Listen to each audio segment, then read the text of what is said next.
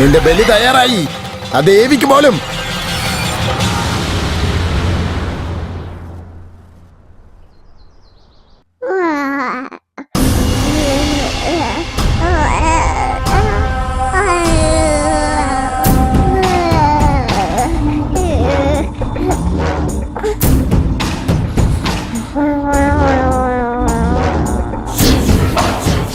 തൊടരുത്. എന്താ ഞാൻ തൊട്ടാ? തൊടാൻ പാടില്ലടാ. ഇത് എന്റെ കുഞ്ഞാ. ഈ കുഞ്ഞിന്റെ അച്ഛൻ നീയല്ല. എടി ഭവാനി, ഞാൻ ആരാന്നറിയോ? എന്നെയാണോ നീ തടുക്കുന്നേ? നിനക്ക് പറ്റുമോ? പിന്നെ എന്തിനാണ് വേഷം മാറി വന്ന് നിൽക്കുന്നേ? ഭവാനി, ഈ കുഞ്ഞിനെ കൊല്ലാതെ ഞാൻ പോവില്ല. ഈ കുഞ്ഞിനെ കൊല്ലാൻ ഞാനും സമ്മതിക്കില്ലടാ. എന്റെ സർവ്വശക്തി ഉപയോഗിച്ച് ഇവിടെ എല്ലാം ഞാൻ ചാമ്പലാക്കി കളയും. അത് ഈ സർവേശ്വരിയുടെ അടുത്ത് നടക്കാൻ പോകുന്നില്ലടാ.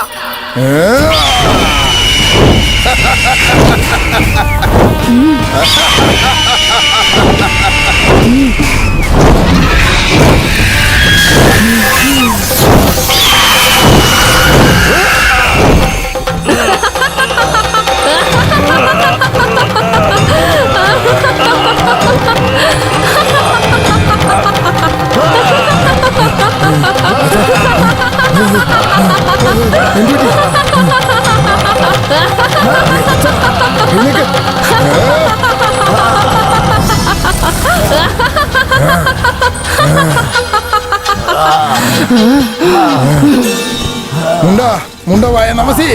മുണ്ട ഓം മുണ്ട മുണ്ട ഓം ഗ്രീം ഗ്രീം മുണ്ടവായ നമസി. ഹൈം ഗ്രീം ഗ്രീം മുണ്ടവായ നമസി. നിം നം നും മുണ്ടവായ നമസി. സിംഹം ബം മുണ്ടവായ നമസി. ഓം ഗ്രീം ഗ്രീം മുണ്ടവായ നമസി. ഹൈം ഗ്രീം ഗ്രീം മുണ്ടവായ നമസി. എന്തിനാ തടുത്ത്? ഭവാനിനെ കൊന്ന് ചാമ്പലാക്കുമായിരുന്നു. എന്തിനാ തടുത്ത്? അത് വെറും മനുഷ്യാത്മാവല്ല. അറിയാം, എനിക്കത് നന്നായിട്ട് അറിയാം. എനിക്കറിയാത്തതായിട്ട് ഈ ലോകത്തൊന്നും തന്നെ ഇല്ല. എനിക്കെല്ലാം അറിയാം. അവൾ വെറും പ്രേതം, മനുഷ്യ ശരീരം, ദേവിയുടെ ശക്തി മാത്രം. അത് മാത്രമേ ഉള്ളൂ.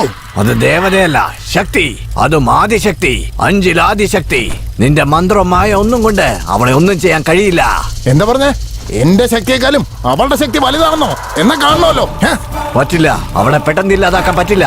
സൂക്ഷിച്ചു വേണം ഇല്ലാതാക്കാൻ. എങ്ങനെ?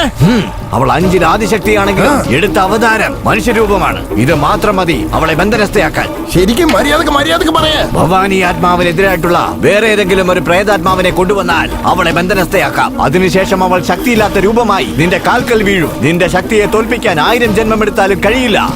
നിന്റെ ചേടത്തി രണ്ടാമത്തെ പ്രസവത്തിനായിട്ട് ആശുപത്രി പോകുന്ന സമയത്ത് എന്റെ കൺമുന്നിൽ വെച്ചാടാ മരിച്ചുപോയത്.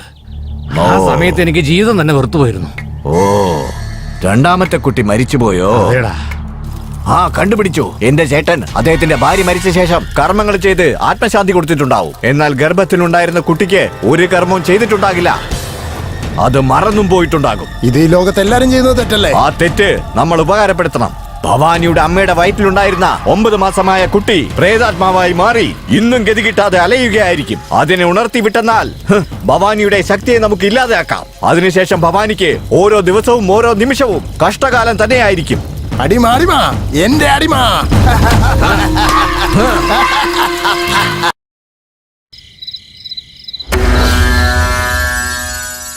സ്വാമി എഴുന്നേൽക്കൂ. അമ്മേ, മഹാമായേ, മഹാശക്തി രക്ഷിക്കണേ, പരാശക്തി രക്ഷിക്കണേ.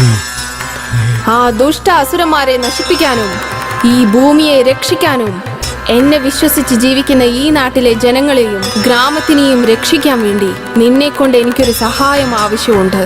പറയൂ അമ്മേ.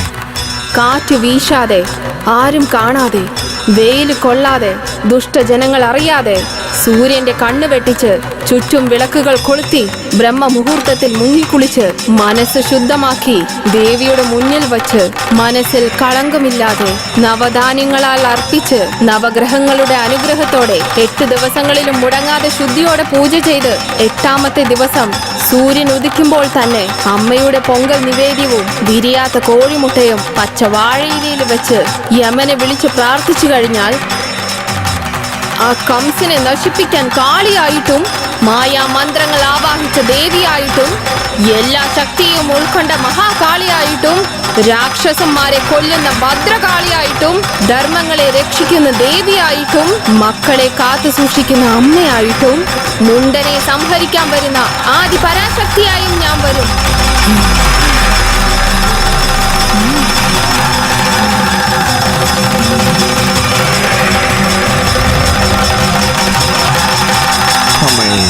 അമ്മയായി വന്നുവോ നീ, ധർമ്മത്തിനായി പിറന്നവളെ, വരമരുളിയവളെ, എന്നമ്മയായി കാണുന്നതായേ തങ്കമകളെ മഹാകാളി ദേവി പരാശക്തി.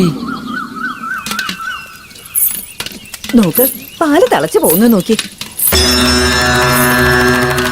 ചേച്ചി ആ തുണി ഒന്ന് കരുതി, നീ അതെടുത്ത് അവിടെ വെച്ചേക്ക്.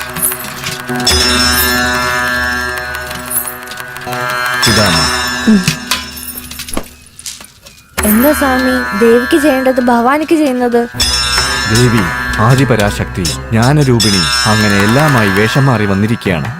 നിങ്ങളിട്ട പൊങ്കാല ഇവൾക്കുള്ളതാണ്. സ്വാമി പറയുന്നത് സത്യമോളെ. നാട്ടുകൂട്ടത്തിലായിരുന്നു നമ്മുടെ കുറവുകളൊക്കെ നമ്മൾ പറഞ്ഞിരുന്നത്. ഇപ്പൊ അതെല്ലാം ഭവാനിയോടാ പറയുന്നേ.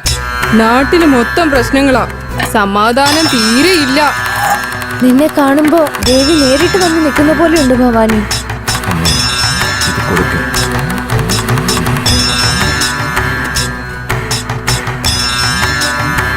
ഈ പൂജിച്ച ചെറുനാരങ്ങ വീട്ടുവാതിലിൽ കെട്ടണം. ഈ മഞ്ഞച്ചരട് നിങ്ങളുടെ കുഞ്ഞുങ്ങളുടെ കൈകളിലും കെട്ടിവെക്കണം. നിങ്ങൾക്ക് യാതൊരു ആപത്തും വരാതെ ഞാൻ സംരക്ഷിച്ചു കൊള്ളാം.